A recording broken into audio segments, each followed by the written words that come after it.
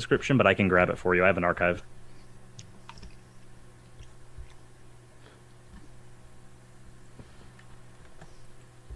Hey, welcome to Modern Day Debate. Very excited to have you here. We're now going to have our conversation on what makes Christianity distinct, if anything, and are those differences between Christianity and other worldviews significant or arbitrary? Thanks for being here. Suddenly, everything seems to have gone blank. We have dead air. Very excited to be here and glad to have all of you here. So if you would like to ask a question, throw it into the comments. We will be looking in the comments for your questions, and we will be taking those questions and accumulating them into a pile. So we are going to continue the conversation, and with that, of course, we will start with Ocean's question. And I just want to say, as mentioned before, our good friends at Nonsequitur Show have been so kind to help get this collaboration going for this event with all three debaters. We want to say thanks. If you want to see the first half of this debate, go over to Nonsequitur, hit that subscribe. If you're a Christian, you get to hear super Christian debaters like astrophysicist Hugh Ross, as well as other great defenders like Mike Winger himself. And so I'd highly encourage you to go over there, hit subscribe, and we've had a great relationship with both Kyle Stile and Steve McReason. So with that, also feel free to hit the subscribe button here if you enjoy debates. We've got weekly debates. And with that, we will now turn it over to Ocean's question. Ocean, if you just want to state it one more time to refresh people really quick. I think somebody might have to remind me, because we were talking about hell. And I was trying to figure out whether or not I was going to hell. I think Mike asked me, or said something about modern polytheistic traditions having actually rejected their God, right? Is that, Mike, does that? No, my question was that you have, because I've seen some of your content, was that you have rejected the God of Christianity, the God of the Bible. Not rejected his existence, but definitely rejected worship. Mm-hmm. Does that matter? You reject the him. You don't want him. Is that the him? Okay, all right, cool. Yeah, then sure. Yeah. I mean, that saddens me to hear that. But you were asking me if you were saved, and I'm saying under the Christian worldview. Under the Christian world, I would not be. You say if this God is real, I still reject him, and that answers that question. Right. I would reject at least worship of him, because I think that as I've brought up earlier in this conversation on Nonsequitur Show, that I have serious objections to him. Real quick, as we're getting into it, I do want to say that you've been taking a lot of heat in this conversation. You're taking it like a trooper. I've recently had somebody drop out of a debate with me twice, but you're still here, and that's awesome. And I want to give you kudos to that you're pushing through thing. But so as far as getting back to the topic of me burning for all of eternity, I do think that divine hiddenness plays into this a little bit, where I believe I'm under the impression, at least, that I'm an honest seeker of truth. And with your God being omnipotent and your God being one that desires a relationship with humanity, for me, that logically entails that anybody who's an honest seeker of truth should have this God revealed to them. And yet, I stand here not a believer in your deity. Or at least maybe that he exists, but that I have such apparent misunderstandings with him that I believe that he is completely immoral, to the point where I view him as being reprehensible. Now, why does that position exist? Now, my understanding would be that an omnipotent being that desires that relationship would have that relationship, given that he's all-powerful, and something that's all-powerful that desires something, it just becomes handed over, I would believe. Unless you have another interpretation of that. How would you address that concern? Well, those are two very different issues. Let me address the second one first, if I can. The second one is, if God's omnipotent, why doesn't he just make me have a relationship with him? But to force somebody to do something of their own free will is a logical contradiction. I mean, you cannot force someone to do something freely. That's a contradiction. So according to, Christianity, which I would say, I mean, I'm not trying to be like, hey, look at my worldview. What if it was true? I believe this is demonstrably true, Christianity. So, but in this view, which is, I believe, the truth, in this view, we have God who wants people to make choices and to choose to have a loving relationship with God. Now, that's not going to happen if the situation is God's forcing you with his omnipotence to just know him and love him or something. That's not even really love. You're just a robot. On the other question that you asked, though, was why aren't you say, I'm open to the truth. Why aren't I receiving, God? And I mean, this kind of puts me in a strange position because now I'm supposed to psychoanalyze you. And I don't know how to do that. Can we make the assumption that I'm honestly going about this endeavor? Like I've been studying, I started studying religion really closely starting at like 16. And I went from being a really religious Christian to, upon further examination, leaving Christianity. And as far as like psychoanalyzing, I'm not necessarily asking you to do that because my psychoanalysis doesn't figure into it. I'm of the position that I'm an honest seeker of truth. And now I'm wondering, where's the other side of that? Why isn't God revealing himself to me in a way that, being an honest seeker of truth, I can then understand him and not have this image of him that I do, which I believe is based on reading the texts. Yeah. Well, this will be a situation where you're probably going to disagree with what I'm about to tell you, but this is the biblical view is that God has made himself known. Not that you currently are aware and acknowledging him. I'm not saying that. I'm not saying every atheist is consciously aware of God's existence. That's not my claim. I've actually been in debates with Christians on that topic. But I am saying that creation declares the glory of God, the goodness of God. And I think our discussion today kind of stands as evidence for this because Christianity, one of the big differences between our views, my and your view, is that Christianity accounts for things, whereas I don't think we have a solid account for things in the polytheistic view. So is morality real? Maybe, maybe not. Is the value? Do we have real value? Well, it kind of depends. We have lots of different strands and views within our, but I see Christianity as having explanation for morality, explanation for existence itself, explanation for the design within the universe, explanation for the existence of life within the universe. All these things make sense on theism, monotheism, the particular monotheism that fits Christianity.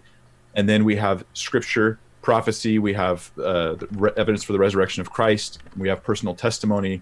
All these things are there speaking to us to bring us to God. So I think that we have good evidence. Might accuse you of gish galloping there a little bit, but I would say that a lot of the arguments that you put forward work within polytheism as well. That I think polytheism can subsume Christianity, and that Christianity can more or less operate completely within it, as long as you just remove the omnipoints of God. Now, with I think that in order to have some sort of demonstrable point that counters that, you would have to give some kind of evidential position of the omni aspects of God in order to even get out there. And I think that the logical arguments around that wind up having contradictory pitfalls, such as, we get into things like problem of evil and Euthyphro dilemma, as we brought up earlier. Even with divine hiddenness, as I'm putting forward, there is a logical problem with God's omnipotence. If you remove God's omnipotence, divine hiddenness is no longer a problem, but now you're operating within polytheism. But what you're suggesting here is that the reason why you don't know God is because he lacks the ability to reveal himself to you. I'm just saying he's not omnipotent. Yeah, but his omnipotence is factoring into why you don't recognize him. One of two things is happening. Either he isn't omnipotent, or he doesn't desire a relationship. And if he doesn't desire a relationship, what am I doing pursuing him? And if he isn't omnipotent, then he's not the Christian God. He's something else. Mm-hmm. And I would offer the third option, which would be God has been revealing himself to you. He's allowing you to respond to that revelation in genuine freeness, and he's allowing you to experience the consequences of your choices. And then further, then we have the problem of why is there all these logical problems with the rest? Because I'm not the only seeker of truth that I believe that is genuine, or at least the claims that they're genuine.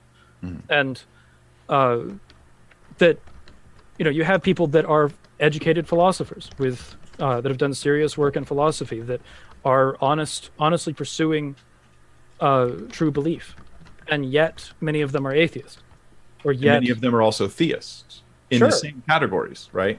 But you only need one person who's honestly pursuing in order for divine hiddenness argument to work. But let's put it this way: one exception winds up being a problem for an omnipotent deity with desire. But if we have thoughtful, sincere guys who are well instructed in a specific field, using that field and applying it to the question of God. And many of them are coming to belief in God, and then many are coming to reject God. Can we conclude that something's going on here that's more than just the information, right? There's other things happening. And so, for instance, like you got guys like Bart Ehrman, who he says it was the problem of evil that caused him to abandon his ultimately finally abandon his belief in God. It wasn't even the stuff he does on textual criticism. Right. Richard Dawkins says his greatest argument against God is who made God. At least that was in the God Delusion, right? That was the biggest argument of the book. I don't think it's the best argument, but which is a nonsensical. Yeah, I'm not a fan of that argument either. I have a video on why that argument's bad. Yeah, but what I'm saying is I'm trying to give an example of here's guys who, while in their field, they're really skilled. They have reasons that are perhaps unwise that are even outside their own fields. And those are the reasons I why think evidential problem of evil is extremely difficult for a Christian to get out of. I don't know that it's even possible for a Christian. Maybe we can talk about that for a minute. I think that in the Christian worldview, we have a really good explanation for the problem of evil. We have God's ultimate plan, bringing good out of even the bad things that are going on right now. We have free will as being one of the factors that are involved in that. So those are two issues. One is free will. The other is God working good through all the things that are going on. Now, you'll agree with me that is the Christian worldview, right? Romans 8:20. You cut out audio at the very end of. You'll agree with me that it is. Oh, hope I'm not having trouble here. I think you'd agree with me that what I'm saying really is the Christian worldview. Romans 8:28. God works all things together for good to those who love Him and are called according to His purpose. I just got a message saying my internet connection is unstable. Can you repeat that? I'm sorry. Yeah. The last bit of that. So in the Christian worldview, we have clear statements that God is actually working to create good out of the evil that's going on right now. Okay. That He's not causing it, but yet He's using it for good. And so that's the Christian worldview. That answers the problem of evil. Now, it may or may not the evidential problem. I think there might need to be a distinction because there's the evidential problem of evil, there's the logical problem of evil. Which one are you responding to? Because I think he's responding to logical, but I'm talking about evidential. Yeah. So with evidential, you have things like bone cancer in children or a deer burning in a forest with nobody around, or like these things don't necessarily beget any kind of goodness. Like I can understand the argument as a response for the logical problem of evil about stuff like mercy being a kind of good that doesn't exist without there being evil. But when you get into things like unnecessary suffering, that there are evil things that seem to happen that have no begetting of good, that just seem to happen as a consequence of just how the world works arbitrarily. Okay, so that ends up being a huge problem. This is where I think the Christian worldview actually kind of shines, because on one side, I'll say, I can actually say there really is a problem of evil, like it really exists. There's really a problem here. Let me just clarify, because if I were an atheist, my perspective would be none of that stuff's really evil. There is no real, there's no moral realism. There's no real moral quality of evilness that's going on here. If I was in your perspective, I don't know if I would really believe in true morality either. I might be like you, kind of on the fence on the topic. And so then the problem of evil, you have to start going, is there really even a problem of evil? Well, within the Christian worldview, I can say, no, evil really is a problem because God is good. Yeah, but I'm looking at it from, this is an internal critique of Christianity. Okay, so if you go to polytheism, this doesn't really create an issue, but within Christianity, we have this issue of, well, what goodness is created that wouldn't exist otherwise by somebody burning alive alone in the woods. I think Paul Draper's argument might work here pretty well if you're familiar with it. Paul Draper has an argument. It's one of the syllogisms for an evidential argument of evil. Premise 1: gratuitous evils exist. Premise 2: the hypothesis of indifference, that is, that there are supernatural beings, they are indifferent to gratuitous evils, is a better explanation than theism classically is. And then the third point, therefore, evidence prefers no God as commonly understood by theists. That's the thing. It doesn't say that no God exists. It says no God as commonly understood exists. Okay, so then I want to reel it back to the conversation about hell. If you want to address that real quick. Yeah, I would like to. Yeah, that's fine. Because, I don't want to leave it there. All over the place, and part of that was you gave like a series of responses. But well, in my head, when you answer these things, I'm categorizing them. Sometimes, of course, two or three different issues in one sentence. So am I. But I do want to try and bring the conversation back. So we'll come right back to that, but okay, within the Christian worldview, right, we have a real problem of evil, but we have a real solution, because that same God who anchors morality and gives us a reason to call something evil is the same God who has the ability to work all things together for good. He talks about the recreation of the heavens and the earth. He talks about wiping every tear away. So there are very strong claims in the scripture about God working good through the hardships. I don't personally think that I should disbelieve those things, because I can find examples where I can't figure out what the good is, right? Because I can go, okay, a child with bone cancer, I have no idea what good could come of that, right? I just don't think that I should consider myself having the data to make a judgment call that would allow me to disbelieve in the existence of God based upon me not being able to imagine a good thing that would justify God allowing that. You know, I trust God on that topic, and I think that's the wise position. Yeah. Are you okay with me addressing that, Ocean? And then Yeah, go ahead. So for one, at least with Unless James has problem of evil planned for a later part of the conversation. yeah, if James has that as a question for later, then I mean I'm okay with that being pushed off until then. I think if we are able to stick to, just for the title, basically like differences between Christian, maybe like, I guess one thing that would be interesting is like maybe like particular religions' answers to the problem of evil compared to Christianity's. If Christianity has something unique to offer in some sense, like that could be still under the umbrella of the conversation of what makes Christianity distinct. Then I have something I can propose, because my response wouldn't fall under that umbrella typically. If Mike's okay with me and him having this conversation at a later date, either on non-sec or on modern day debate, I'm perfectly fine having a conversation about the problem of evil, logical, evidential, etc. You could have at a a later date. show on it. That's honestly, an entire I can't conversation. commit I would join right now. that. I would join that because I have 2 videos on the logical. But yeah, let's not commit at the guys, moment. but I can't make a commitment That's fine. right now. Yeah. I've got so many people, and all of them tell me how I'm scared of them, and that's why I really won't. No, if you don't But have the I think- time, I understand. Again, as I said at the beginning, you're in here. I don't think that anybody can accuse you of being scared. Like No, we can do it right now. I'm right here right now. We can talk about anything you want right now. But yeah. My issue there, at least with Paul Draper's version of that, is it wasn't an argument against God's existence. It was an argument against a particular type of God existing. In Paul Draper's version of the argument, it still allows for any deity, and it even allows for Yahweh as long as one of Yahweh's omni traits were to be removed. As an example, it would simply say that Yahweh might exist, but he is not defined correctly. Is how it would follow from that version of the argument. Yeah. So the objection that I would not stop believing in that God because of that version of the problem of evil, I understand. Neither would Draper, who posited the argument. That's not what he would say either. He wouldn't say that's a reason to disbelieve.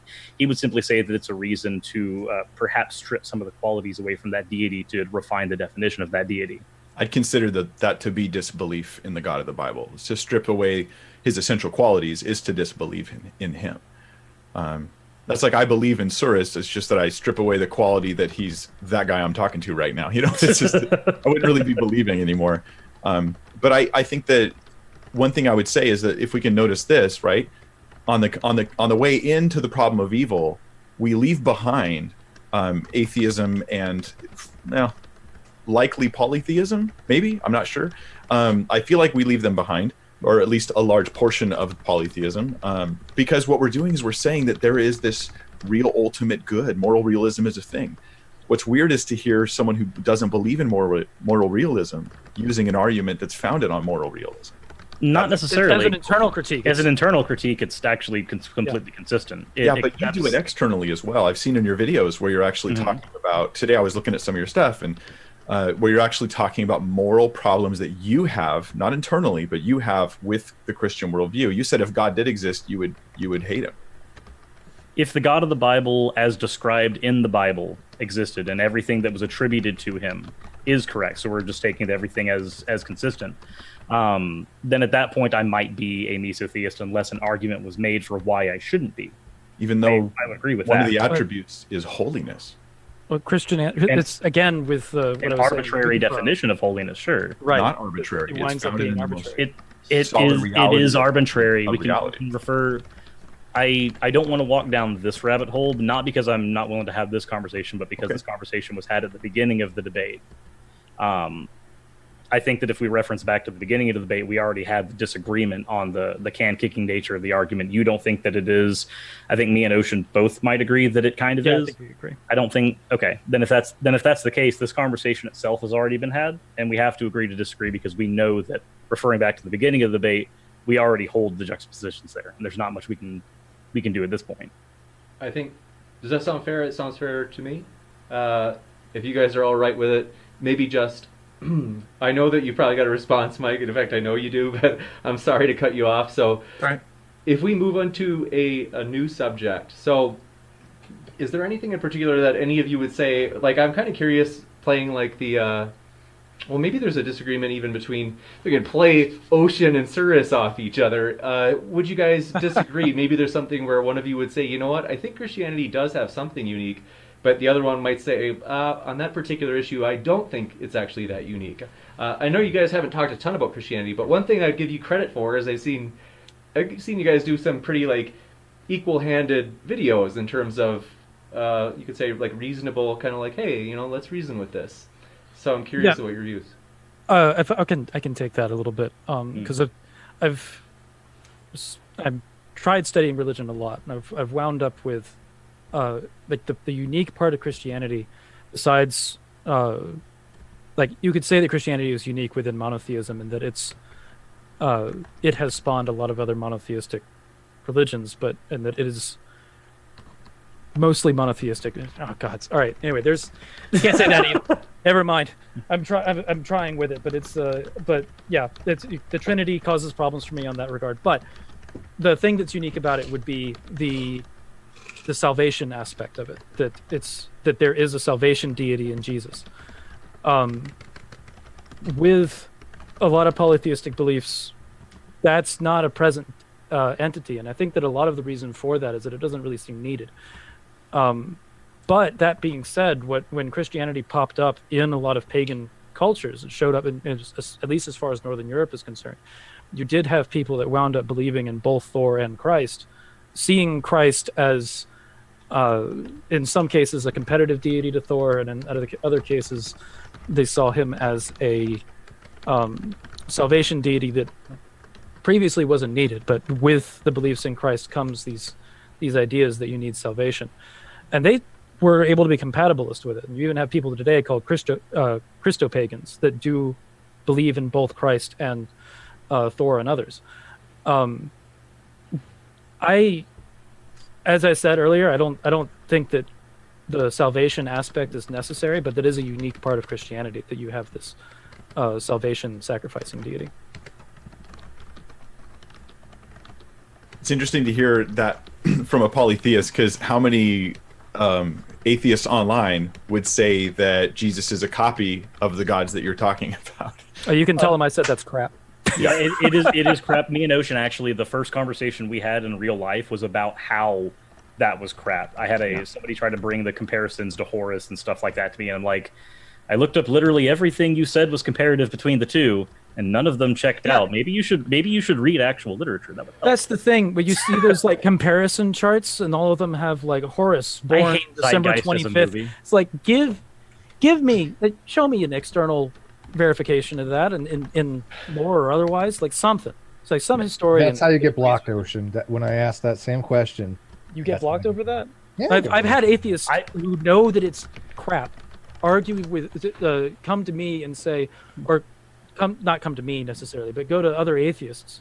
And these atheists tell me that this happens, that they're like, we know that it's not true, but it convinces people, so stop fighting against it. And that's just that's dishonest. That's completely dishonest. Right. So, like, I don't think that's a majority atheist position at all, but I've heard of it happening, and it's like, guys, quit that. But yeah, that whole comparative religion thing of making Jesus a carbon copy of something, you might be able to say that there's points of like resurrection stories and something like that have inspiration, but that's to say that he's fabricated as a result of that, or a myth, or that Jesus didn't exist, or any of these things, because of these similarities in some of the stories. That's not a good case. That's a terrible case. To piggyback off that, even somebody who is a known mythicist like Carrier still can't stand the Horus comparisons and stuff Right. like that. Even somebody that holds to Christ as a mythological figure says that argument's crap. So, I'd say But I'd say that's the unique part. Would you agree with me, Suris, that that's the unique part? Is the salvation duty? I would say that would be the most unique part of it, and that's it. There's a part of me that likes it and a part of me that doesn't, but I'm also a sucker for redemption stories, so that's probably my personal weakness. I mean, you can have redemption stories without a salvation duty. You can, but there's a parallel there. You have to admit that. Well, I mean, yeah, I mean, it is a redemption story if you have a salvation, especially considering that Jesus died on the cross. It's not necessary to have redemption with a Christ figure. You can still have be redeemed in the eyes of the gods or be redeemed in the eyes of somebody else. Sans Christ, it's not a necessary thing, in my opinion. Redeem yourself, you mean, that kind of thing? Or be redeemed. I think if somebody else is redeeming you, that's another thing. You can have that happen. I think that's shown up in some of the sagas before as well, that somebody else even takes on burdens for people. So a unique thing about the Christian view is, in one sense, it speaks about mankind as having a certain specific moral condition. Like we're all have sinned and fall short of the glory of God. So it speaks of mankind as being, while on one hand made in God's image, on the other hand, we're all fallen in sin. And so we have this incredible value, but we have this bad moral character quality that we all exhibit. And then it presents salvation as being a purely by grace situation. So this is something I think is really beautiful about biblical Christianity, is that salvation is not part grace, part works, part you do the job, part God helps you out. That's Mormonism, Jehovah's Witnesses. That's everything else that's kind of offshoots that violate, I think, the text of Scripture. But it's that Jesus is sufficient. He's fully sufficient for saving us. He dies, and when he saves us, he doesn't just forgive us. He actually changes us from the inside out, that we might become new people, to fix that sin problem, so that he can recreate, in a sense, remake creation the way God always intended for it to end, with this love relationships, sinners who've been saved, who have a love gratitude relationship with God. One thing that I've always found odd is when some, not that you guys have done this, but when some skeptics or non-believers, they speak of the Christian redemptive story as though it were a terrible or evil thing. I think it's a beautiful thing, and it's a wonderful truth. It's a neat story. The problems that I have with it wind up being function and form from a perfect deity. That this was his solution, was sending somebody fairly the word had to be spread. Not everybody knew that Jesus was there when he showed up. So you had a few people in the local area find out about it. But so Jesus shows up fairly anonymously in the beginning. Word of him spreads, but in the beginning and he is killed by other people, and then comes back from the dead, if we assume that. I have problems connecting that to salvation. I also have problems with that being the logistical solution from a perfect God. That this thing happens in this area that winds up with somebody resurrecting themselves, which in other legends isn't necessarily uncommon. We have people coming back from the dead. Even in the Norse sagas, we have people coming back from the dead. But why does that mean that there's salvation? And furthermore, why does that mean he's God? And what does that mean that he's God? Is suddenly God is corporal and then also not, and then you get into the contradictions of the Trinity and everything like that. That this becomes a logistical mess. Well, let me respond to a couple things there. Sure. We can talk about the Trinity. I won't try to do that now. You just kind of threw that in there for fun. Yeah, I did throw that in there, but I guess you can address the other things first. But I literally just Trinity's another thing. I taught on the Trinity yesterday. It's on a video on my channel now, and I saw that, but I didn't watch it. I wish I had. But anyway, it's on there if you're interested. I will be dealing with that in more detail this year, the philosophical stuff related to the Trinity, that kind of thing. So watch out for it. But the story of why would the resurrection of Christ demonstrate that he is deity, that he's God? What it serves to do is it serves to validate his statements, and it validates the scriptures that predicted that death and resurrection, so that we can go back and we can say, oh, this kind of says, hey, here's an event to prove that this information is correct. And so then we see the deity of Christ through that. We also see the oh gosh, there was another thing you mentioned that you had a question about. I had a lot. I'm sorry. I get gish galloped to you, to be honest with you. It's a new term for me, so I don't know. It means throwing several Dwayne arguments Gish. at you. So I think that there was the logistical problem, that this was the solution, that he comes down fairly anonymously. And this is the salvation plan that God has for all of mankind, is for somebody that's in that, for us, looking at it from the perspective of us, we have this guy fairly inaccessible in history, such to the point where we have people walking around calling themselves mythicists that can be reasonably justified, to the point of having a PhD in history carrier. And well, like, I don't think you should base this on how many I'm a PhD Jesus. physicists there are, because that's going to be a really smaller number. There's two that I'm willing to accept. I don't accept Joseph Atwell. Anyway, point being, you do have people that are mythicists that put forward reasonable arguments. Sure. So you have this guy that's fairly inaccessible in history, very removed from us, that believing that he came back from the dead without any ability for us to verify this at all, other than having texts that say so. That's what we have to believe in order to receive salvation. That just seems very convoluted for, again, a perfect deity to put forward. It just seems like bad logistics.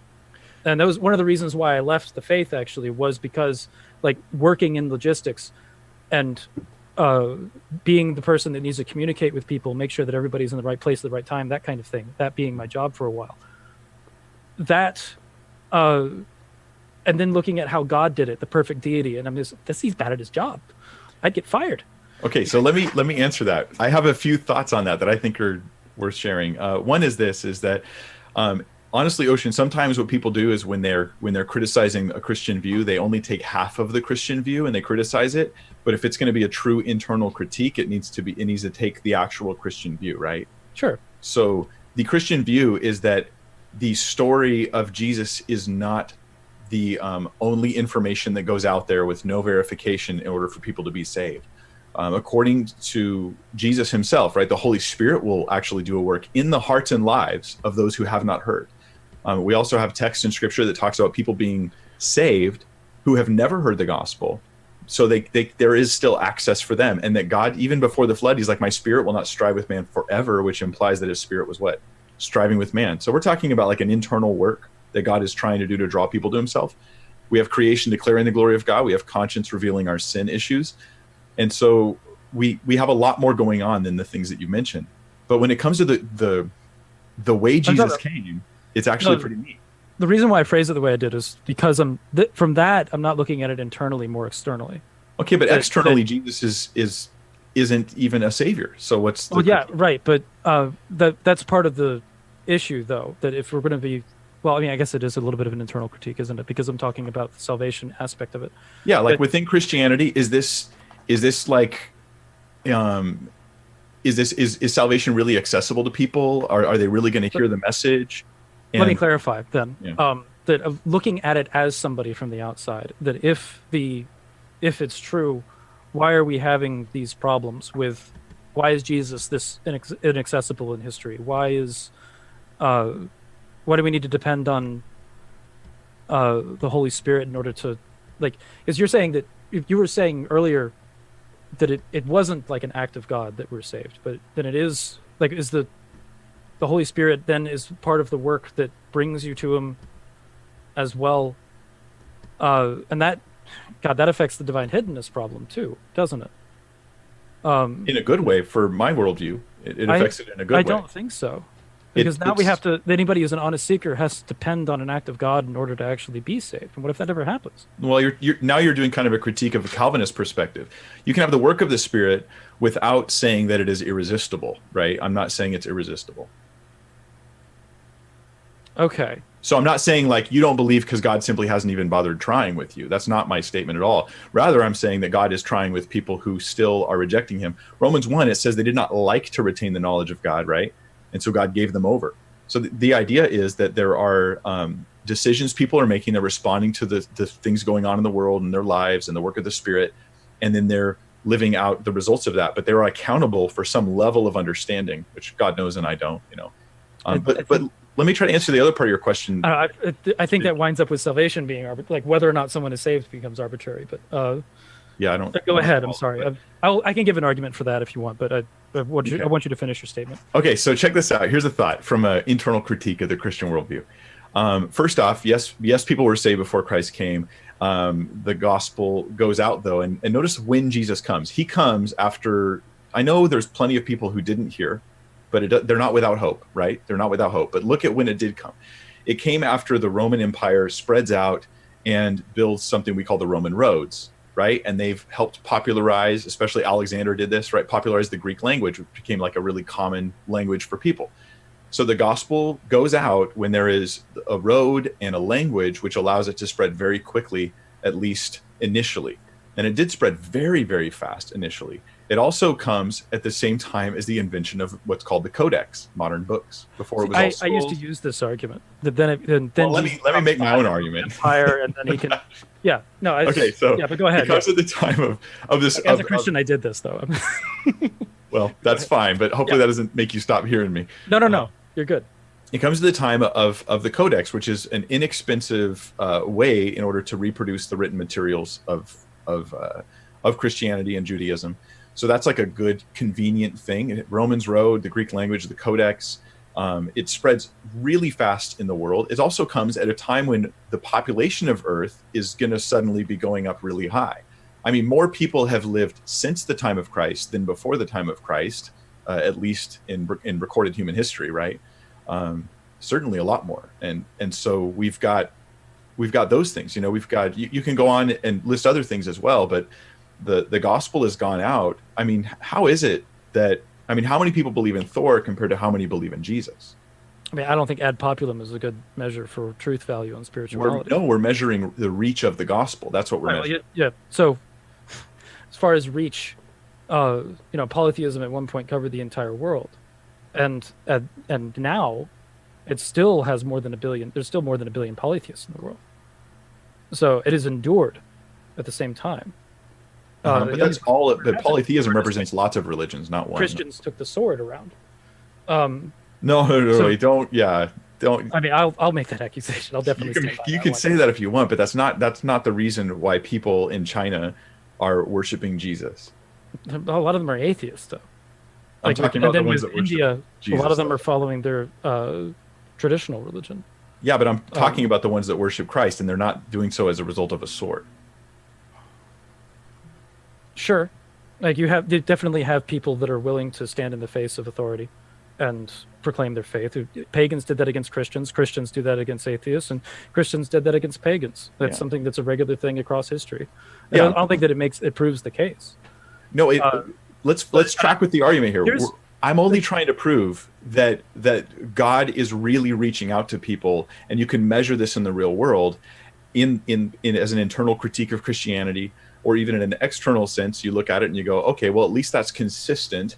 You know, there is a universal reach of God to people, both who have and hadn't heard the gospel. If the goal is to prove, then the problem is that the position is ad hoc, that it winds up just making an explanation for story and history that already exists and ignores the problems with it, and it winds up begging the question at the bottom of it that that the God is true, and it has already been widespread. Well, how did it get widespread? Well, that's evidence for God.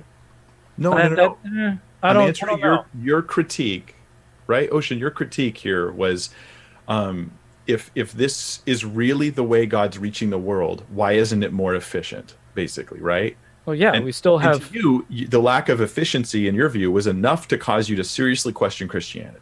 Right, because of just like how inefficient the logistics of it was. So I was sharing with you several dynamics that divine hiddenness, right? Several dynamics you should consider before allowing divine hiddenness to cause you to abandon the Christian faith, and I shared those things for that specific argument, not as my whole case for God. divine hiddenness is a logical problem, and that whether the logistics issue that I raised, even though it feeds into divine hiddenness, it's not one of the premises. The only premises that are needed for divine hiddenness is God is omnipotent and desires a relationship with mankind.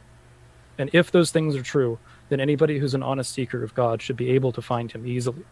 Like, it should be the most rational, reasonable conclusion. So then you have to suppose that anybody who's not doing this, or that's not coming to that conclusion, is irrational somehow, or they're lying to themselves, or something. Like, there's got to be. There are other options as well. Like, God's already revealed himself. With the premises, I don't see other options. So when you have to pick between perhaps sin and God or pride and God, that makes a difference. One could be deceived for different reasons. It's way more complicated than to simply be like, here we have sincere seekers and they're not convinced, and that proves Christianity wrong. Like, that doesn't work. I think that what's going on is that this is where I was saying that salvation is arbitrary, where you're using kind of free will in order to kind of scuttle out.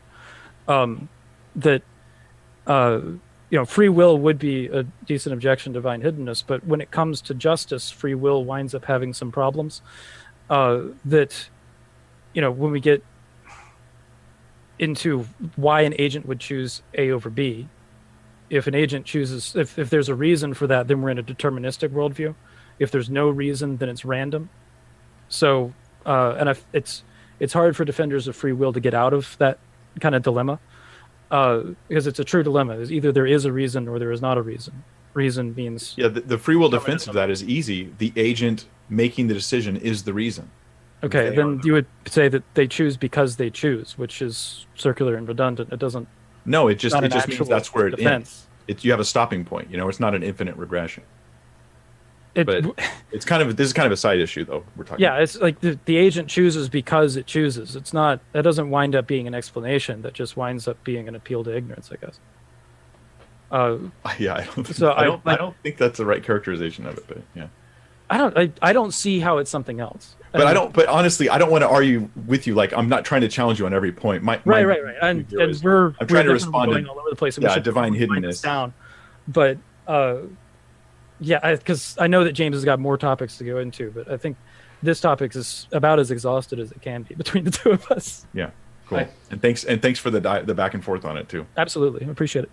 I think what we could do is maybe one more topic, if you got one more in you, that with regard to this under the broader umbrella of this video topic, then go into Q&A. I definitely have a great list of awesome questions. So up to you guys. You have maybe one more that you want to throw in?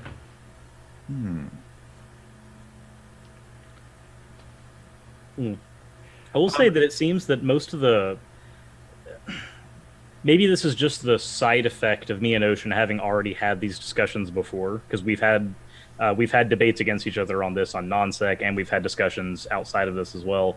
None of the questions have really pit me and Ocean against each other yet. I'm wondering if there's one that could possibly do that, because I think that would be interesting. I think that Suris and I are like, I have some objections against atheism, but I don't like, none of them really apply to Suris. That winds up being the problem. Is that I have tried to get into like a boiling plate situation with Suris, and he's too like, he doesn't have like the hard anti-theist position that a lot of atheists do that I get into fights with. But he does have an anti-theist position, but his reasons are things that I see as reasonable. And my reasons for belief seem to be things that Suris sees as reasonable. So I'm, what could we get into a fight over except having like a quick conversation on epistemology? I don't know. I was originally worried that Mike and Ocean were going to gang up on Suris in the first video. That didn't happen tonight. We didn't have to worry about that. No. I thought Ocean would at least side with me on something. I'll side. Here's all list of things that I'll side with you on, real quick. I'll side with you on cosmological argument. I was going to bring that up. Well, yeah, I'll side with him on cosmological argument. I'll side with you on argument from design. But the problem with, and we saw this when I first showed up on the Nonsequitur show, and this is when Kyle started to get entertained with me, was that I would defend these arguments, but then start to get into disagreements with Christians as far as what they mean. like the argument from design, I think is perfectly coherent with multiple gods. The argument for the cosmological argument, either it winds up with breaking down into two positions. Either one God created the universe, or more than one God created the universe. And both of those positions agree with polytheism. Therefore, polytheism is more likely than monotheism from the outset. So wait. Hold on. I just wanted to ask you to explain that a little bit. What made it more likely? that both options work for polytheism and only one works for monotheism. Which one doesn't work for monotheism? More than one God creating the universe. But one God creating the universe works for polytheism. Both polytheism and monotheism. So here's the problem. A lot of polytheist creation stories involve one deity creating the universe. Okay, but here's the concern there is that you would then be positing that one God created the universe and the other gods were subsequent things, which means that all the arguments for the one God don't apply to the subsequent gods, which means that's an argument for monotheism, or at least the God of monotheism. It would be so a lot of people use Aristotle and Plato for this. And the problem with that is that Aristotle and Plato were polytheists, that under the polytheist definition of God, there are multiple gods. And it's just one of them happens to also be a creator. That would mean that if we can agree then that Zeus exists or that Thor exists, and yet monotheism is true, I don't know that that's an honest position to hold. You would have to say that, sure, all the polytheists are in fact having genuine spiritual experiences and genuine relationships with deity, except that they're just not worshiping the creator and they deserve to go to hell for that. That's just like an absolutely absurd position, in my opinion. You need to hold that that's not other on the gods table would right now. be like demons or something like that, or somehow refit polytheist spiritual experiences into something else. Okay, so I have a question on that, if we can, before we go to the Q&A. For one thing, I would say, we've got arguments that me and you can agree point towards deity. If I could super generalize the terminology here. We agree. So experience is a justification for God, right? Okay, I agree with you. Okay. Although I have some considerations on top of that, but I do agree. Of course, I think I'm talking about base agreements. We would agree that experience is a good justification for believing in deity. The fine-tuning argument. Yeah. And the cosmological argument, is there a particular one, or just in general the idea of creation requires a creator? There's some cosmological arguments that wind up trying to state that an omni-god is necessary. I don't believe that it's necessary. So I would have two concerns. I just disagree with the premise. Yeah, I'd have two concerns with positing polytheism as a response to those arguments. Is one, the idea of just Occam's razor, that you don't multiply causes beyond necessity. So that would lean you more towards, one being causing these things is simpler than multiple. But the other one is that the arguments themselves, I feel like they do push you towards what you call an omni-god. I don't know if I like that terminology. The reason why I'm using it is to distinguish it from a polytheist deity. Yeah. Because if I just say God, then we're going to be talking about one of mine, I think. Because if I say it, I'm going to be talking about Nu or chaos or any of these other creator deities that are proposed, and it could be one or all of them. I actually read up on chaos, and only a little bit. But the oldest source on chaos was let's see, I wrote it down because I heard you mention that in the video I saw you watch. I mentioned it before, and it's a fairly old belief. So chaos, the oldest source, I actually can read it. It's from the Theogony of Hesiod from 700 BC. Hesiod, does that sound familiar? Yeah. So the where he mentions chaos, if anyone wants to look it up, the Theogony of Hesiod, and it's line 116 is where it starts, and it's verily at the first chaos came to be, but next wide-bosomed earth, the ever-sure foundations of all, the deathless ones who hold the peaks of snowy Olympus and dim Tartarus in the depth of the wide-pathed earth, and Eros, love, fairest among the deathless gods. And then it goes on, it mentions other gods that are a result of chaos bringing forth other gods. Right. But it seems to me that in this passage, the oldest account, you've got chaos eternal, right? Coming to be. Right. So this is not an eternal thing. And chaos didn't even create Earth. Earth also just came to be. It would be so the property of chaos would be that he's that which creates ad infinitum. So then out of him come the gods, out of him comes the universe, out of him, or even he because there's other legends that have the gods fashioning the universe. So, and to also make another point, this is like these points are not the necessary points of spirituality within polytheism. That any creation story is going to be a story and a positing. But what polytheists and monotheists can agree on is the logical aspect of causality, that something causes our existence. Now, whether or not that thing came into being at random, spontaneously, or whether or not it's eternal, doesn't matter to the causality argument. Well, that matters to me because it's not. I don't have a terminating point. If chaos came to be, I don't have okay, then what caused chaos to be? Only an eternal God, a timeless eternal God. Random. He would be arbitrary. But only a timeless eternal God he would be like would not the one require an fact. explanation because he would exist of his own necessity, and he would exist eternally.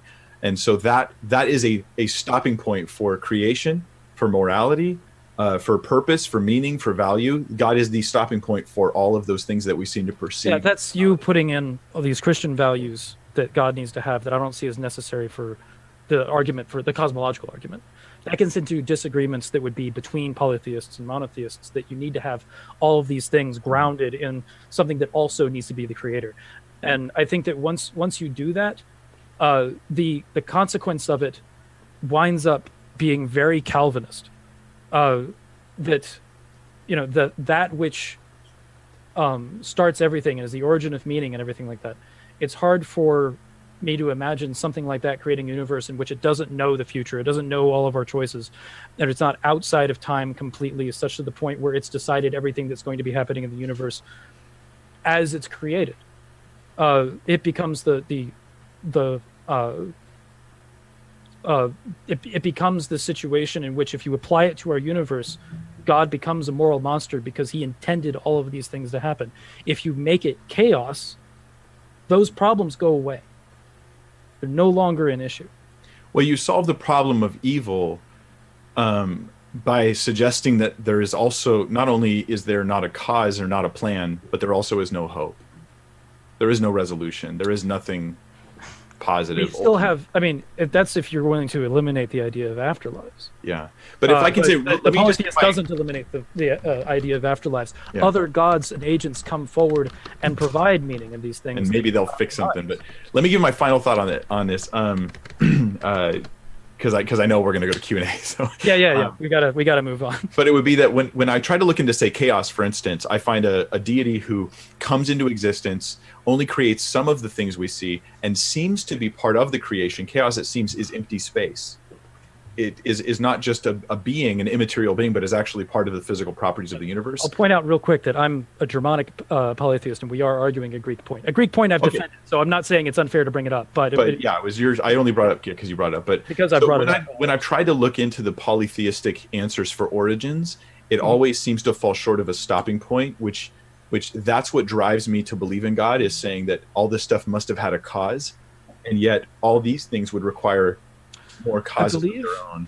And the gunning gap is a term, provide a solution, which is a Norse thing. That, and I might be pronouncing that wrong, actually. What was it again? I hesitate to pronounce it because it's Old Norse. So just it's the gunning gap. I can send you a Wikipedia article too about it. It is, but it is the gap between worlds of ice and fire that collide and with a creation. And there's no origin point discussed for either one of them. For the ice fire or the void that is between them. But there's a lot of polytheists interpret a coherency between these two things combining and starting to create something, which would be Yggdrasil, which is that which spawns universes, that's which spawns realities, which coheres with the scientific multiverse idea, or megaverse, or omni. There's a number of names for it. I sometimes get it wrong, but that out of that eternal like non-existence, a collision happens, not non-existence, but out of these things that are eternal colliding, there comes into existence everything. And that's something that I think is a little bit more, it addresses the concerns that you have and is a polytheistic story. I can recognize your objections with chaos. I think that I've addressed them, though, in a way that would be a polytheist way of addressing it. There was something else that you had as far as an objection that I'm not sure if I'm getting, but if you Yeah. want to call me out on it? I just think last thing I'll say, and we can do Q&A. Sure. I think that when you push on the explanations that polytheism offers, monotheism not only answers them better, but polytheism, when you start pushing on the actual real details of those stories, you find out that you're going to need to eventually posit the God of monotheism to answer how come or how could it be all this stuff that even polytheism is trying to explain. The explanations won't stop. You have to come to the regress of getting to God. My one sentence, I guess I'll give a little bit of a response to that. That a lot of where Christians base that kind of philosophy is off of the ideas of Aristotle and Plato, who not only were polytheists, in addition to having this one cause argument that kind of comes from them, but in addition to that, I believe in metaphysics, Aristotle puts forward the idea that the first cause could be multiple. It could be a multiplicity, and I think that he puts forward the idea of there being upwards of 50. I could be wrong on that, though. But that's it. Where Christians are kind of getting that philosophy is a polytheist idea, and that Augustine was in his questions about Christianity wound up being told to interpret Christianity under terms of Plato, a polytheist. So, yeah, I'm sure you have disagreements with St. Augustine. He's an original sin guy, but that's one of the stories. So I hate to do this to you, Mike. I know you've got a response, as Ocean said himself, but I'm gonna just quick start into the Q&A. And so we do have several questions, and I would also like to invite Kyle and Steve to ask questions. So far, the conversation stayed on track, and so I'm sorry that there hasn't been a lot of interaction between Kyle, you, and Steve in terms of the debate. So forgive me for that, but thanks for the debaters keeping on track, and I totally appreciate that. So And thanks to you guys for holding it. Yeah. Yeah. I mean, Kyle's doing what he does best. He's sitting there and looking pretty. I've been returning emails, actually. An exceptional amount of time practicing for that. So After tonight, I'm actually glad I didn't have to use, not that I used that much of my brain anyway, but I could just coast through this. It was fine for me. thank you. I'm glad. And so I've got some questions here, including from Steve. I'll let you ask your own question. So I don't want to, especially if you want to add nuance to it. I don't want to. Of course he does. So Yeah, Steve, of you course want to I will. ask that question that you would put in the chat? Yeah, I mean, it's going back a little bit because, I mean, this covered a lot of different things, to say the least. A little bit of clarification on the logical versus the evidential problem evil. I personally hold that the logical problem evil is pretty well foolproof. I mean, it is a logical, inconsistent system, given the premises. It's a very, very good argument. However, it's very narrow in scope. The evidential problem evil is much wider in scope, but not as solid as an argument, right? It's basically saying that why do we have these types of evils if a deity is of good nature, benevolent nature. Now, you had mentioned the theodicy of the free will defense, but the question I have is, if there are naturalistic evils, something like stubbing my toe, if God wanted to create the best possible world, which hypothetically he would have, being an omnipowerful being, this would be the best possible world he could have created. What is the reason why stubbing my toe one less time to create a better possible world, which was one less natural evil, not in the term of evil as you would define it to be like evil incarnate, but naturalistic evil, then the problem evil would say, well, why did I have this many stubbing of my toes in my lifetime? It gained no benefit from that.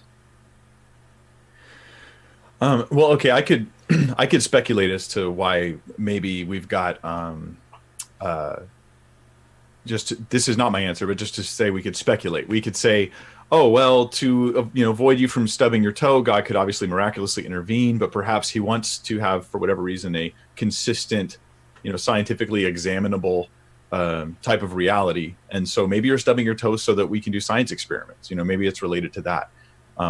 But the problem is, I'm of course guessing based on a tiny bit of details, and I really don't know the answers to those types of questions. But for natural evil, or maybe I should put it this way, maybe the logical problem of evil, have you ever found a reason to cause or endure pain for some greater good. Sure, but stubbing my toe isn't for any greater good. It's just Yeah, I'm not talking about your toe. Yeah. Evil. But that would be the argument, though, for the logical problem, the evidential problem evil. Why is there such gratuitous evils? Right? It's not so much the people going out of their way to do evil things. A free will theodicy can address that. Yeah, I think there is issues with it, but it doesn't address naturalistic evils, which is still part of evidential problem of evil. Yeah. Well, one of the things that the Christian worldview gives that isn't the case in maybe some other worldviews, and is that this actual world that we're living in is not done.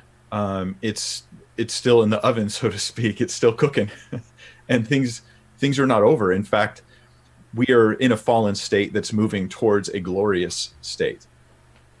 And the things that are happening in the fallen state will affect the glorious state. And so we just say that the current pains and sufferings have an ultimate purpose in the future. Okay. And that, to me, it's logic, it's sound. I don't see any problem with that reasoning.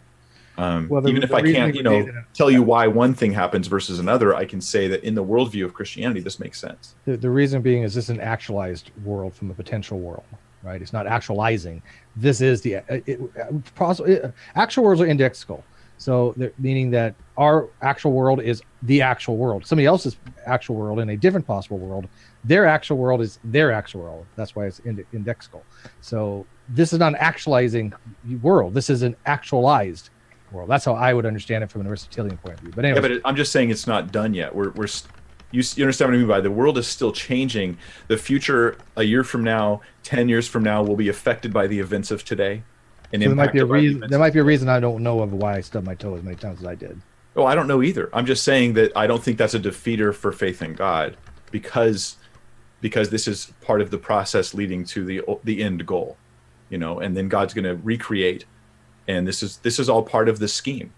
And so it's kind of like saying that movie was terrible, but you paused it halfway through, you didn't watch the whole thing. And you're like, I conclude that movie was terrible. And you're like, yeah, but you don't know what the storyline's leading to yet. Whereas with Scripture, we have the highlights, we have the previews, in Revelation, new heavens, new earth, wherein righteousness dwells and what God wipes away every tear. Like that's, if you want to do an internal critique, I think the Christian worldview takes that issue head on and answers it with incredible hope. All right. So next question, we have a number of them here, and just want to read these quickly because, and I hate to say it, debaters, just try to squeeze in as many as possible. If you want to give the most terse response you can, that's still sufficient.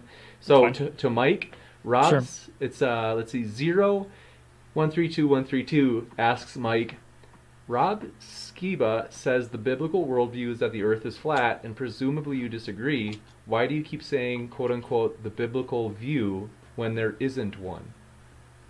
Okay, well, I think I'll keep this as short as I possibly can. I think that there might be a confusion between view of the world and worldview. So a worldview is about our view of reality, whereas a view of the world would be the shape of the actual planet Earth. So we're not talking about world like planet, we're talking about world like all of reality. I think Rob Skiba is wrong, and I've done some work. For instance, if you look at all of the passages that talk about the ends of the earth and edges of the earth, it's clearly not talking about the type of thing Rob Skiba is talking about, this sort of ice wall around the edges of the earth. I plan on doing a video on that. Please don't tell anyone, because everybody hounds me until I do it. But no, I don't hold to the idea that the Bible actually teaches that the earth is flat. Here's my short answer. Gotcha. So next one is actually from Iron Charioteer. Says, this is for Mike. Don't worry, we've got other questions for other people too. So this is the last one for Mike, and then we'll switch over to some. So Iron Charioteer says, based on a recent debate on non-sec with Pine Creek, a lot of theists said they cannot be good without Jesus. Can you be good without Jesus? It depends on what you mean by be good. I can behave in any way that my body's physically capable of, right? So I could save a baby from a burning building, whether or not I'm a Christian. But I don't think that you can have a reason to believe in goodness as an actual genuine attribute of reality apart from the existence of God. I think God explains moral values and duties. And that's a whole different kind of question. And often skeptics, not that you are, but often skeptics get confused, and they think that when we say you can't be good without God, we're referring to you can't do nice things, when that's a very big confusion about what's actually a really neat and important argument for God's existence.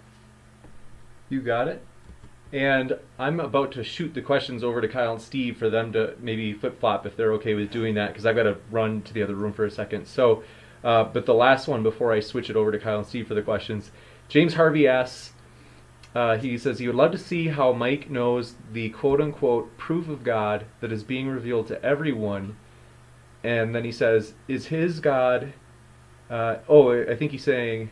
I would love to see how Mike knows the proof of God that is being revealed to everyone is his God, Mike's God, and not one of the other gods. All right, I have to assume that question's for me. Yes. When you look at the actual reasons to believe in God, like the impossibility of like an infinite regression of time, when you get to the creation of the universe, you don't just need something to make the universe. You need something that's not the universe. So it's not bound by time. It's timeless. It's not material. So it's immaterial, or transcends the material. It's eternal. I'm not going to explain why, but basically all of these qualities of the universe, time, space, matter, energy, they tell us something about the kind of being that could have created. And you need a termination point. Like me and Ocean were discussing, I was saying you need a termination point. So an eternal God that fits the monotheistic God that we read about in the Bible, and it really rules out a lot of other religious beliefs. Gotcha. Okay.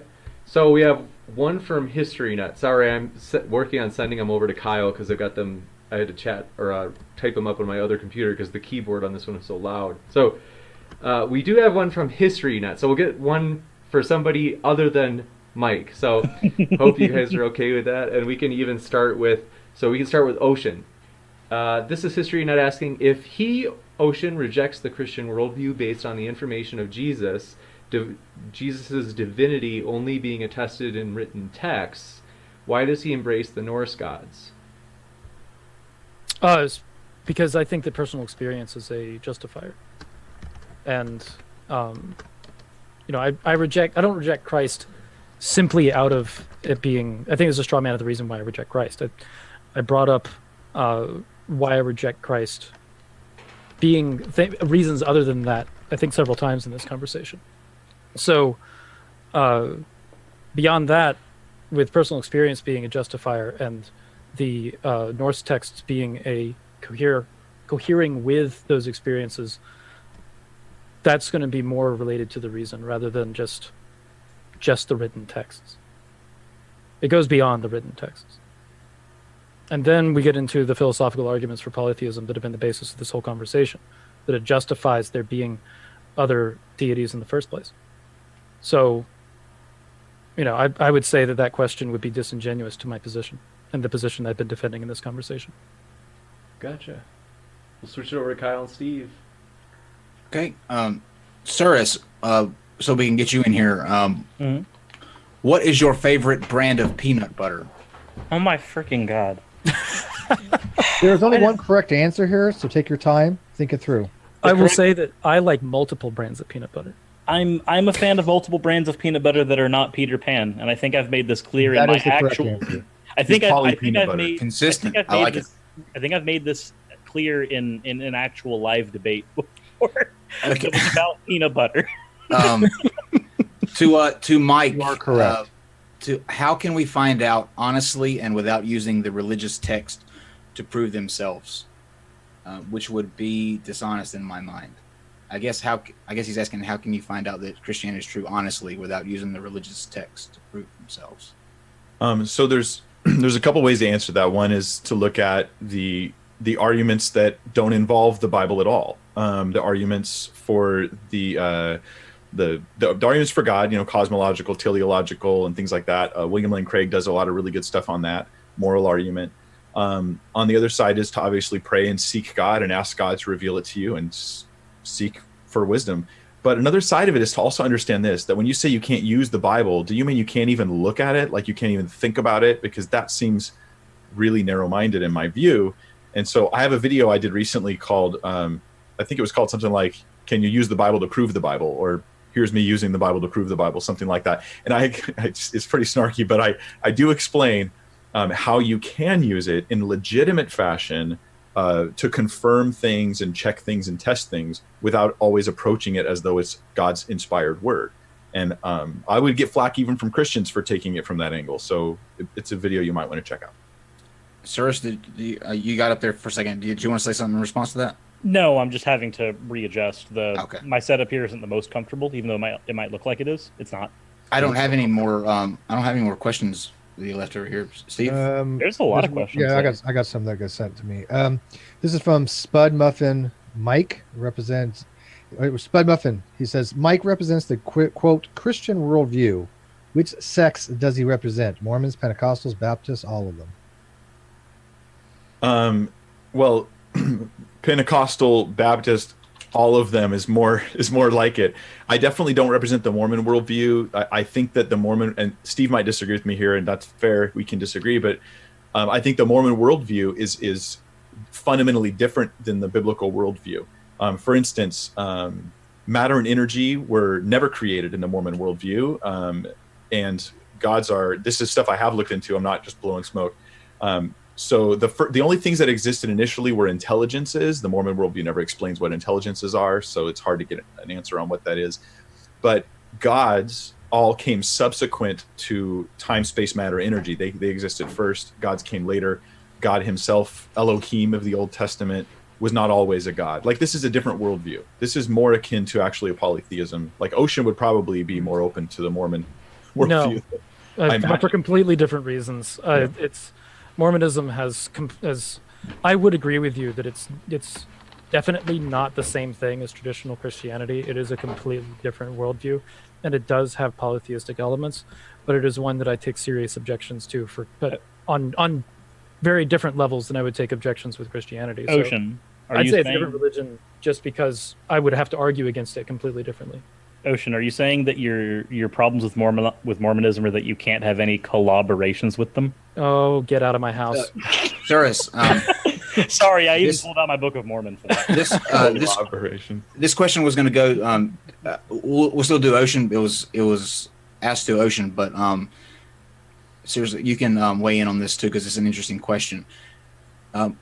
Would you worship the Christian God if he revealed himself to you? If not, then why should he reveal himself to you? I think that I would have, believing that he exists, maybe. Agreeing with him and worshiping him is a completely different standard. I think that's the same. That's the same answer that I would have to give there because it. Wait, let me. If he appears to me, if he appears to me, we're supposed to go to Suris first, Ocean. Oh, sorry, damn it. That's okay.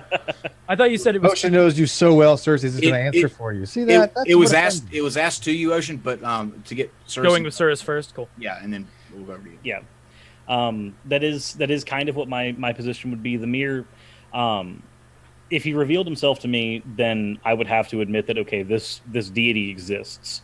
But I don't think I have to take that, and this is with any deity. This is not just with the Christian deity. This applies to all deities to me.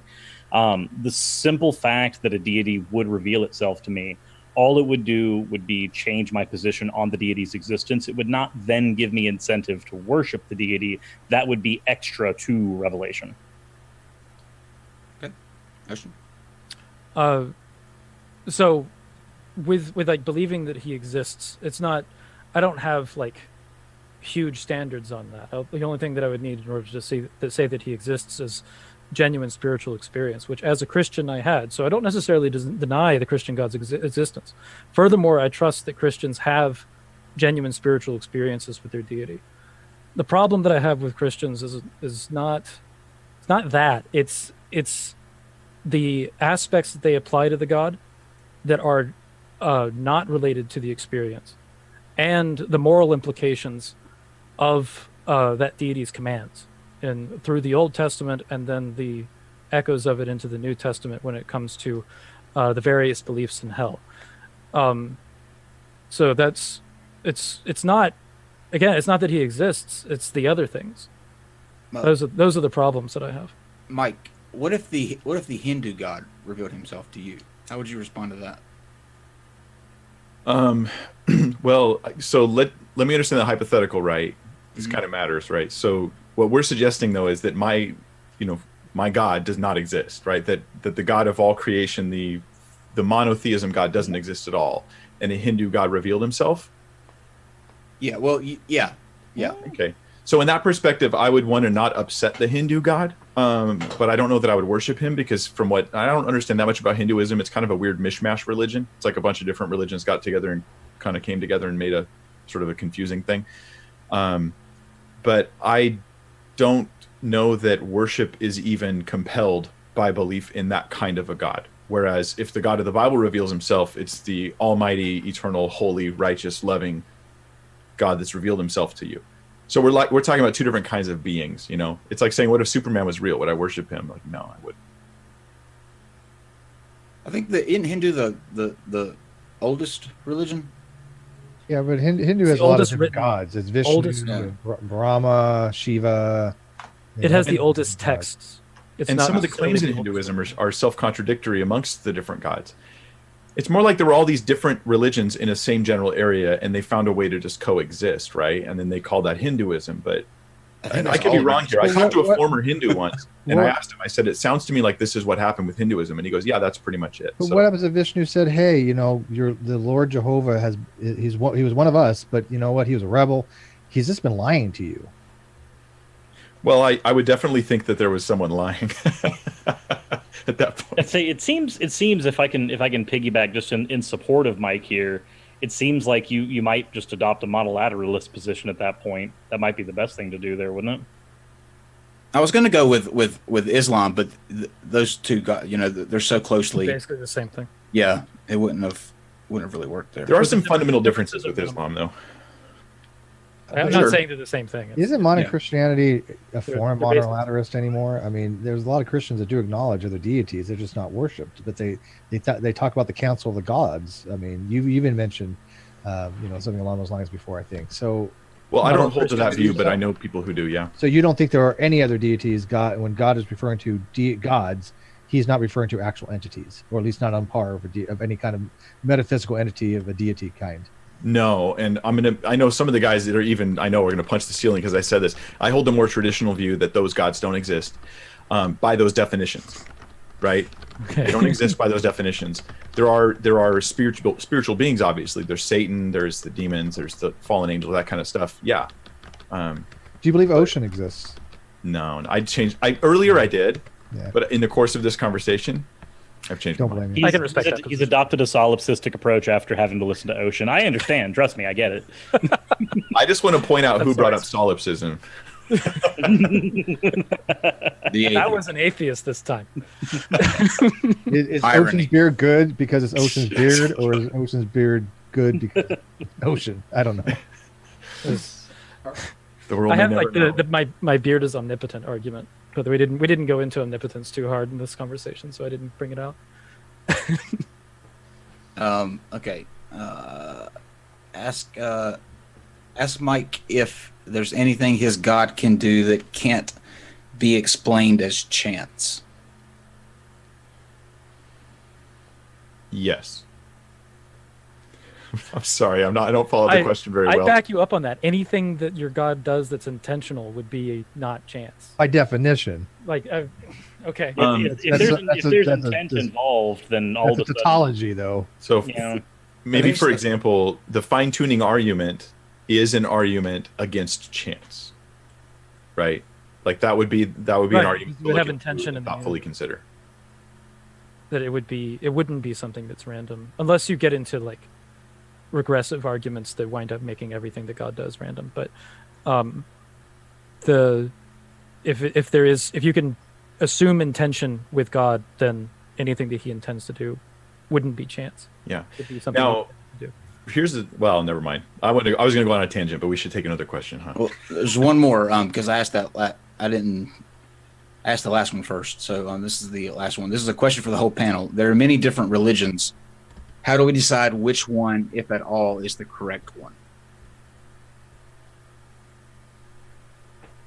I would hope, I would hope that the asker of the question knows the distinction between theism and religion, because there's a difference between asking out of all the possible gods which one is the right one, and out of all the possible religions which one is the right one.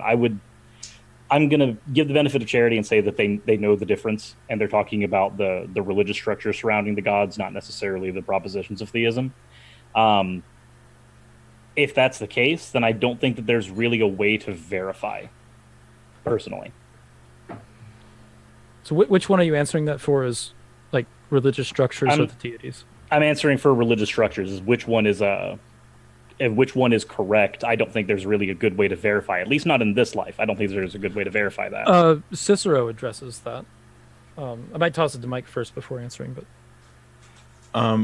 okay, well, Christianity is actually kind of easy on this aspect because it's based upon historical claims. So when we talk about the evidence for the resurrection of Christ, we're also talking about the evidence for the truth of Christianity. If Jesus rose from the dead, Christianity is true. That's the most reasonable explanation of that. If he did not, Christianity is not true. So we actually can test this. Like Christianity has testable claims. Prophecy in the scriptures, that's something you can look at evidentially. I think Christianity, much more than say things like Buddhism or even probably Hinduism or Islam for that matter, is a testable faith. Like I can verify the truthfulness of these claims. And that's one of it's not entirely unique to Christianity, right? Mormonism makes claims as well, like, but you test the claims and it fails when it comes to like, say, DNA that, because supposedly all the Native Americans were actually Jews. They have relations with Jewish ancestors, and you can test that claim. You can go to the Hill Cumorah where, Joseph Smith says this big battle took place and we dig in the hill, and obviously the battle didn't take place. He says that horses existed in the Americas before they did. So these are like testable claims. I think that's one way to approach it. As far as polytheism goes, when we're talking about this question, I'll answer with both, with respect to the gods and with respect to religions. Polytheism, a lot of polytheistic frameworks have an additive approach to deities, that I can believe in both Thor and Mayan deities in the same worldview and be completely consistent. It gets into trouble areas when you get into contradictory claims in religious structure. Now, or contradictory claims in ontologies of the gods. Now, this is something that Cicero addresses in his book on the nature of the gods, in which he writes in the Roman Empire. And he points out that as a polytheist, that there are multiple ontologies for the gods. There's multiple structures about how the relation is concerned, deity works, and so on. They're either one of them is true and the rest are false, or all of them are false. And given the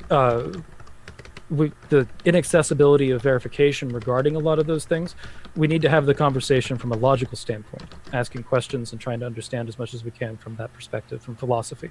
Philosophy being a check on religion, which I think is incredibly useful. Beyond that, so I would say that would be true of religious structures as well, that either one of them is true or all of them are false. And all of them being false doesn't mean that there isn't one. It means that it's just an ontology that we haven't developed yet. So, or atheism is true. It could be any of those things. I think that atheism can be considered logically consistent. So, with that, as it's, how do I know which one is true? I don't think that I do. But I also don't think that believing and having a spirituality requires certainty. That what it does require is there's the experience aspect of it, the intuitive aspect of it, and then logical check, being philosophically consistent and rigorous with yourself. So yeah, I think that answers the question. I'm not sure. I'm bad at ending things. Excellent. Thank you. No, I'm stoked. And I want to say first, thank you so much for the debaters getting in the hot seat. I highly encourage everybody who's here, subscribe to these guys. Even if you don't agree, hey, you at least get to hear their view straight from the horse's mouth. And so you get to actually get it, that you could say the most charitable interpretation. So totally subscribe to these guys. Thank you guys so much for coming on, getting in the hot seat. Totally appreciate it. You guys did it with no prep, so this was just a wild one. I really want to say thank you. It was a marathon thanks for too. having us. It was. Yeah, this was quite long. Yeah. Yes. Tell me And about it. I want to say thank you to Kyle and Steve for your guys' help tonight, for the whole collaboration. And also, I want to say I'm sorry. I kind of embarrassed myself, to be honest. I implied that in the first debate that Suris went off topic on purpose. And I'm sorry that I did that. That wasn't charitable. So I want to say, I give you the benefit of the doubt. I'm sorry I was like weird, and I just want to say that's like not fair of me. So I think that you were going in a way that you thought was pertinent, and so sorry to kind of insinuate otherwise. It's okay, James. We all get angry when our team starts to tank. You're just going in. Very funny. Suris likes Jiffy peanut butter, so you don't have to apologize to him. So Suris has been mad at me for a day and a half for something. I don't know what he saw. but, Not mad.